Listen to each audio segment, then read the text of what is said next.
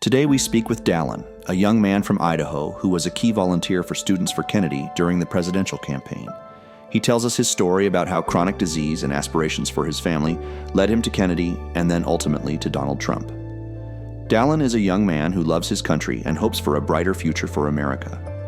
I'm a senior in college in Idaho, food trainer at McDonald's, and consider myself an outdoor fitness and nutrition lover. I'm a member of the Church of Jesus Christ of Latter-day Saints. I have a wife and young daughter with another child on the way.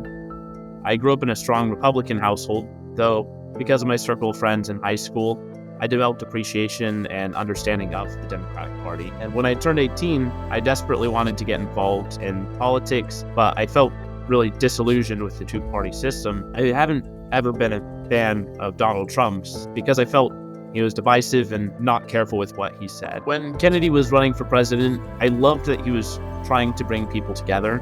And I'm all about healing our political divide. And I've learned from my personal experience that people just talk to each other.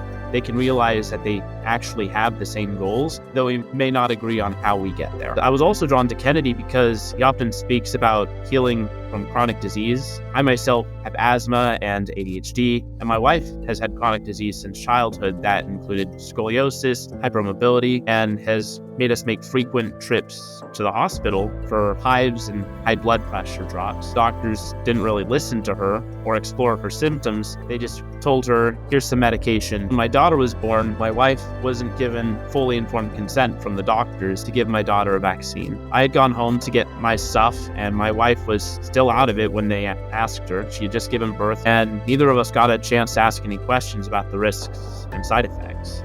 I was impressed with how genuine Kennedy was that I became the state volunteer lead for Students for Kennedy and doing a lot of phone and text banking. The day before Bobby announced he was suspending his campaign, our national leadership said to pause our efforts until Bobby was able to give his speech. So when I watched this speech live, I wasn't surprised, but I felt frustrated and betrayed because he was the one I wanted to support. And we put all this work in, and then that was it. So it took me and my wife a couple of weeks to grapple with what to do next. And I worked to try and understand Kennedy's decision. So my wife and I came to a few conclusions that Trump is willing to work with Bobby, and they care about a lot of the same things and are working hard on those shared issues. Trump was prepared and interested in what RFK had to say when he was on the Joe Rogan podcast. And I like how he said, I brought this chart for you. Beautiful. Because I had a feeling you'd be asking me. Thank you. Look at this chart.